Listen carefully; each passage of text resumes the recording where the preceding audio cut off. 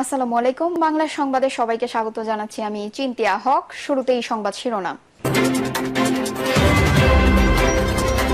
দেশের মানুষ পোলাও কোরমা চায় না, ভোট দিতে চায়, বলছেন মঈন খান। এদিকে দুদকের দৃষ্টিতে টিউলিপ অভিযুক্ত, বলছেন দুদক চেয়ারম্যান। জানাবো, অন্তর্বর্তী সরকারের দায় মুক্তি নিয়ে লন্ডনে কোনো আলোচনা হয়নি, বলছেন সালাউদ্দিন।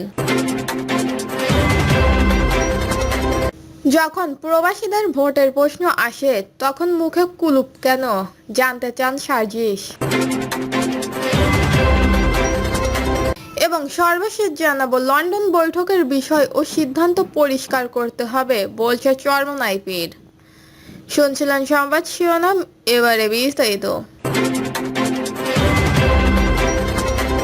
দেশের মানুষ পোলাও কোরমা চায় না, ভোট দিতে চায়, বলছেন মঈন খান।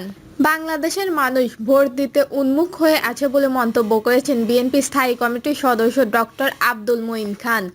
তিনি বলেছেন, মানুষকে যদি কেউ বলে যে তুমি কি পোলাও কোরমা চাও নাকি তুমি ভোট দিতে চাও, তখন বাংলাদেশের মানুষ বলবে আমি ভোট দিতে চাই। না খেয়ে থাকলেও অসুবিধা নেই। নির্বাচন নিয়ে কি কথা হয়েছে, সাংবাদিকদের এমন প্রশ্নের উত্তরে তিনি বলেন, বাংলাদেশের মানুষের ইচ্ছার প্রতিফলন দেখতে চান। নতুন প্রজন্ম যারা দীর্ঘ 17 বছর ভোট দিতে পারেনি, বাংলাদেশের কোটি কোটি মানুষ তারা ভোট দিতে চায়। কাজেই ভোটের ব্যাপারে যখন একটা নিশ্চিত ইঙ্গিত সরকারের পক্ষ থেকে আসে, যখন বলা হয় যে নির্বাচন কমিশন তাদের দেশবাসীকে জানাবে ভোটের তারিখ, তখন তো বাংলাদেশের মানুষ উৎসাহিত হয়ে যায়। আমি খোলাখুলি বলছি যে আমি তো গ্রামে ছিলাম, আমি দেখেছি মানুষের উচ্ছ্বাস। আমার মনে হয় সারা দেশে সেটাই ছিল। আব্দুল মঈন খান বলেন, 13ই জুন একটি মিটিং হয়েছে, এটা অবাক কাণ্ড। আমি ডক্টর ইউনূস সাহেবের সঙ্গে দেখা করে বলেছি দিনটি ঘোষণা দিয়ে দেখবেন বাংলাদেশের সব সমস্যা একদিনেই দূরে সরে যাবে। 13ই জুনের পর থেকে বাংলাদেশের একটা গুণগত পরিবর্তন এসেছে, এটা কিন্তু অস্বীকার করার কোনো উপায় নেই। যেই সেই কথাই বলুক না কেন, মানুষ এখন উৎসাহী, সামনের দিকে তাকাচ্ছে। মানুষ সেখানে চিন্তা করছে দেশের আবার গণতন্ত্র ফিরে আসবে। এই গণতন্ত্রের জন্যই তো বাংলাদেশের সৃষ্টি হয়েছিল। 71-এর লাখ লাখ মানুষ জীবন দিয়েছিল।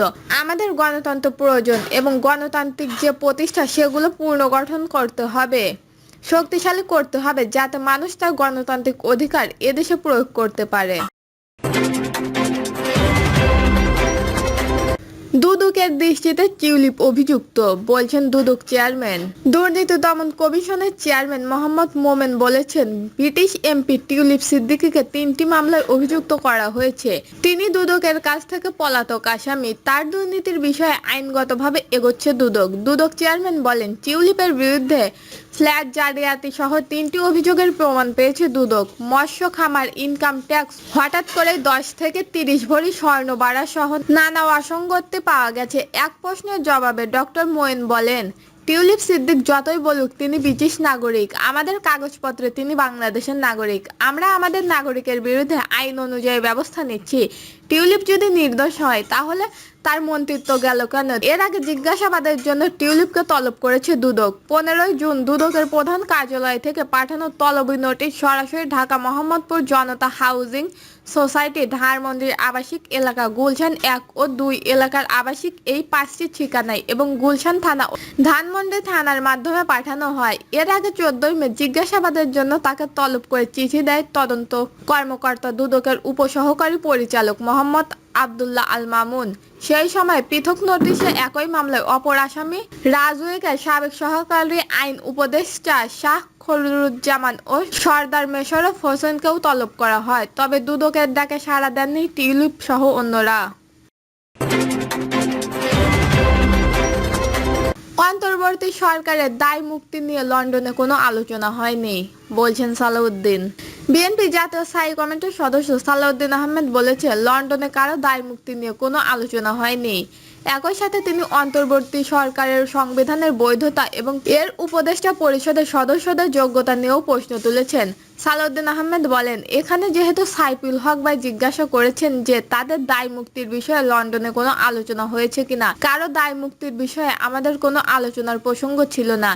তিনি বলেন, অন্তর্বর্তীকালীন সরকারের উপদেষ্টা পরিষদ সংবিধানের 106 অনুচ্ছেদ অনুযায়ী সুপ্রিম কোর্টের অ্যাডভাইসারি রুলস মেনে গঠিত হয়েছে।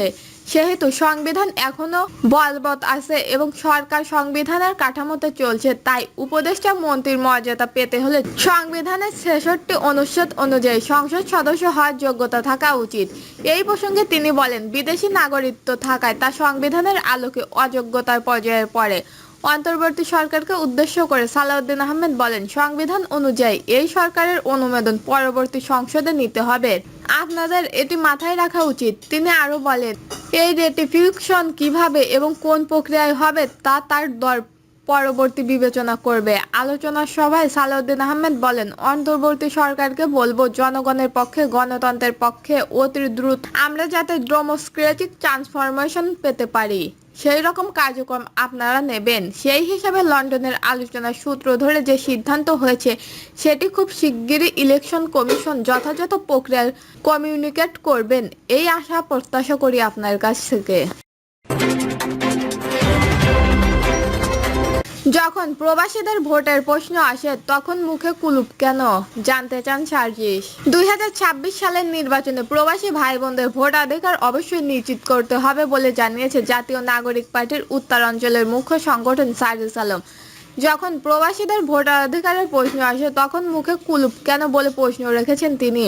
প্রশ্নে তিনি লেখেন, অভ্যুত্থানের সময় তারা রেমিটেক্স শাটডাউন দিয়ে অভ্যুত্থানকে কয়েক ধাপ এগিয়ে দিয়েছিল। দেশের অর্থনীতির ভিত্তি দাঁড়িয়ে আছে সেই দুইটি পিলারের উপর। তার মধ্যে অন্যতম একটি হচ্ছে প্রবাসী ভাইদের পাঠানো রেমিটেন্স। আর যখন সবচেয়ে গুরুত্বপূর্ণ গণতান্ত্রিক অধিকার ভোটাধিকার প্রশ্ন আসে তখন মুখে কুলুপ কেন। তিনি আরো লেখেন, কোন প্রক্রিয়ায় সবচেয়ে সহজ স্বচ্ছভাবে এই ভোটাধিকার নিশ্চিত করা যায় সেটি নির্বাচন কমিশন ঠিক করুক।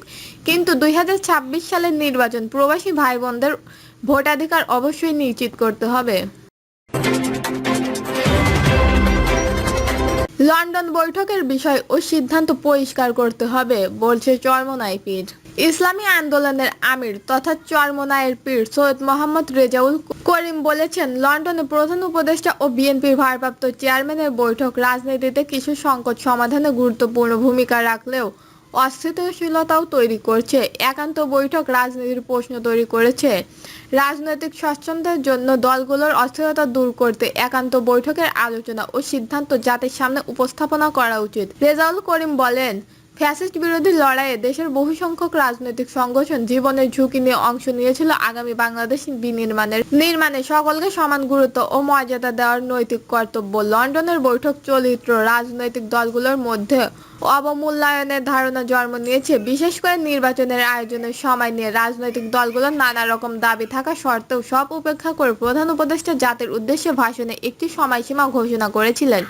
এরপর একান্ত বৈঠকে সময়সীমা পূর্ণ বিবেচনা করার যৌথ বিবৃতি রাজনৈতিক অস্থিরতা তৈরি করছে। সুষ্ঠু রাজনৈতিক সংস্কৃতির স্বার্থে এই অস্থিরতা দূর করা উচিত। চরমোনাই পীর বলেন, নির্বাচনের আগে মৌলিক সংস্কার ও ফ্যাসিস্টবাদের বিচার নিশ্চিতের দাবি পূর্ণ ব্যক্ত করেন ইসলামী আন্দোলন। বিএনপির প্রতি আহ্বান জানিয়ে তিনি বলেন, নির্বাচন নিয়ে আপনাদের প্রত্যাশা পূরণ হয়েছে। স্বৈরতন্ত্রের উত্থান রেখে সংবিধান সংস্কারে আপনাদের সহযোগিতা কামনা করছি। দর্শক, এই ছিল এখনকার সর্বশেষ নিউজটি ভালো লাগলে একটি লাইক দিন, কমেন্টে আপনার মতামত জানান এবং আমাদের পাশে থাকার জন্য বেল বাটনটি অন করে রাখুন। ধন্যবাদ।